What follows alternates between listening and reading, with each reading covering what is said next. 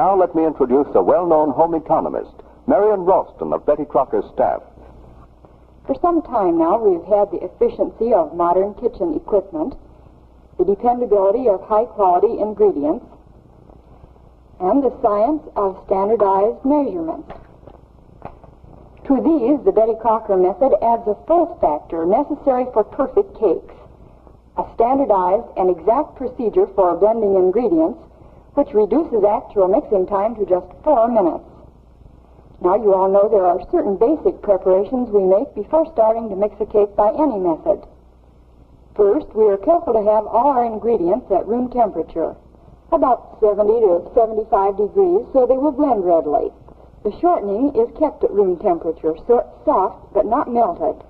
Before we prepare the pans or measure the ingredients, we turn on the oven and set the regulator at 350 degrees, so the oven will be at the required temperature when the batter is ready. And now about the pans. We use deep layer pans, 1 1/4 inches deep, as we like nice full cake layers. However, and this is important, any layer cake pan should be only half full, so if you have shallow pans, bake a little of the batter as cupcakes, for if the pans are too full, the batter will run over in the oven. And now we grease and flour the pans. We are careful to grease them very thoroughly, sides as well as the bottom. We dust the pans lightly with flour. When pans are prepared in this way, cakes can be removed easily. And now we're going to make one of these new method cakes, the silver white layer cake. We have already assembled all the necessary utensils and all the ingredients. And always remember, it takes quality ingredients to make a quality cake. So I'm using fresh eggs and milk, a high-grade vegetable shortening, and a high-quality cake flour, especially milled to give cakes of finest eating quality. The first step in the new method is the same as for all cake making. Sift the flour before measuring. Hold the sifter well above the paper. This serves to aerate the flour.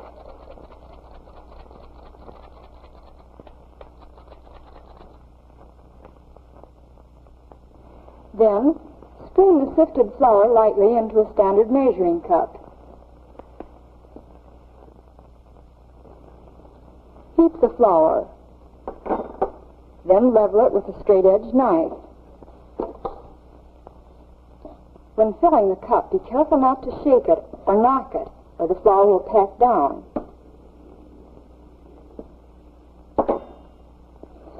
The recipe for the silver white cake is in our new method cake bulletin. It calls for 2 1/4 cups of sifted cake flour.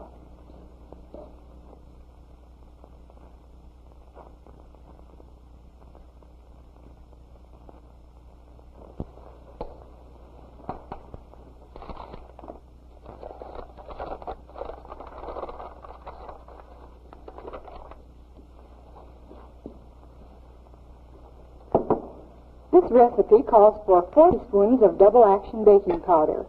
As with all modern recipes, the measurements are level, and we use standard measuring cups and spoons.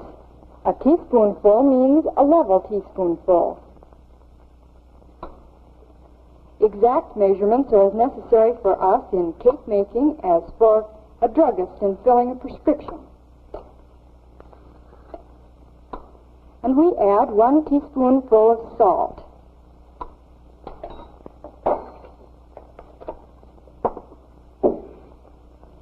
Granulated sugar is also apt to pack down, so spoon it lightly into the cup.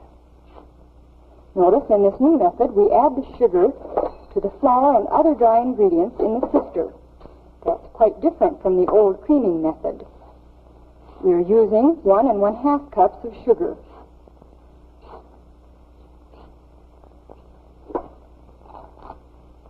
The flour, baking powder, salt, and sugar are now sifted together into the bowl.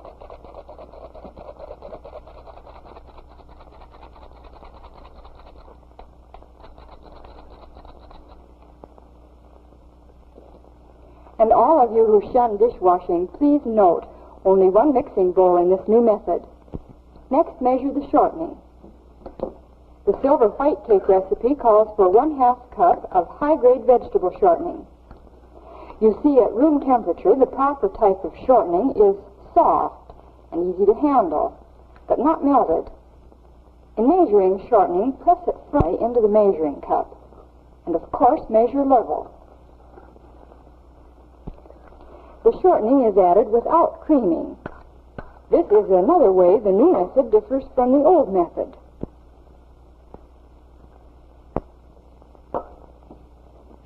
And now we're ready to measure the milk.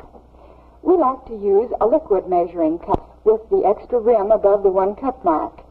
It's especially helpful in measuring a full cup of liquid as we're doing in this recipe.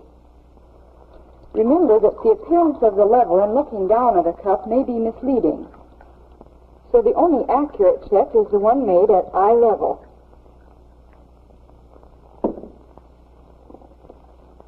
The flavoring is measured in a measuring spoon and added to the milk.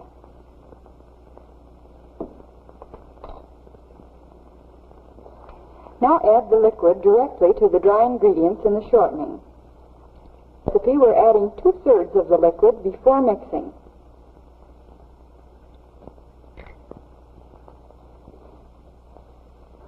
Now the ingredients may be mixed either in an electric mixer, as we are doing, or by hand.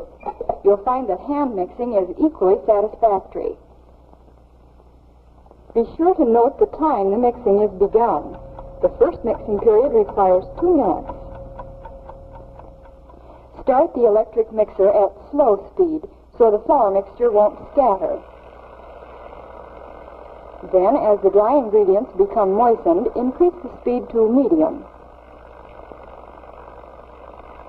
On the sides and the bottom of the bowl to make sure all the ingredients are completely blended. Now, at the end of 2 minutes, the mixture is a smooth batter.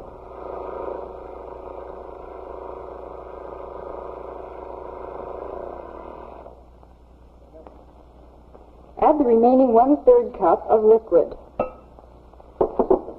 Now we measure the eggs. Are you surprised that we measure eggs? You see, eggs vary in size, and so measuring them is the only way to ensure the correct amount. For this recipe, we are using 1/2 cupful, the whites of 4 large eggs.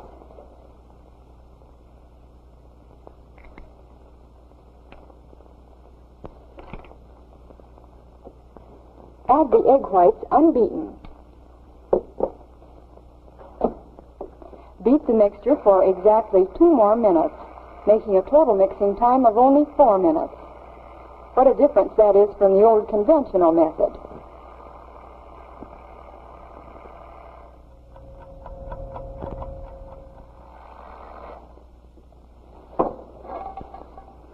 Then pour the batter into the greased and floured pans.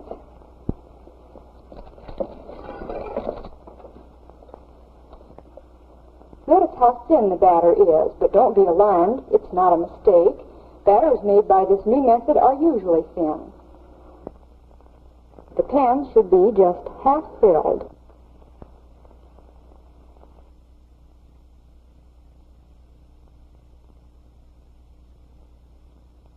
If the pans are too full, the batter may run over in the oven. You remember, before we started the cake, we turned on the oven, so it's now at the correct temperature.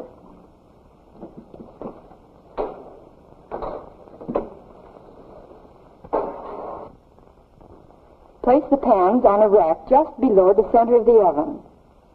We place the 2-layer pans in opposite corners and in a little from the sides and back of the oven.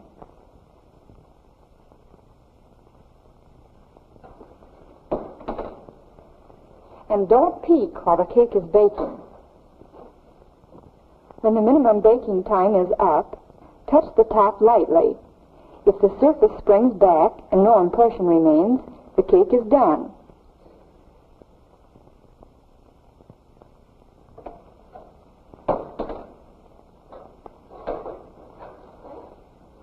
Let the cake cool for a few moments before taking it out of the pan.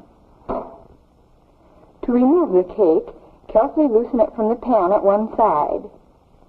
Turn the pan around to let in the air.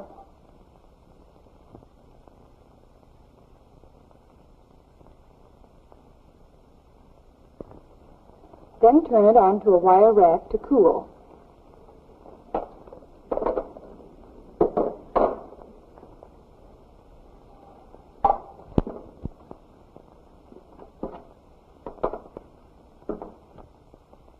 Be sure to let the cake cool thoroughly before frosting it.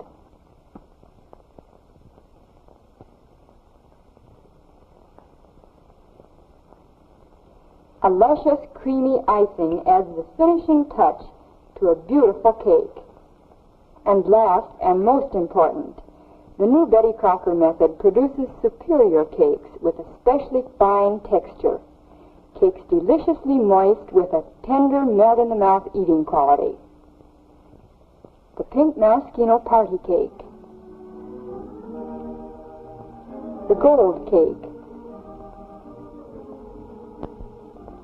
The cocoa divinity cake. The silver white cake. The chocolate and white marble cake.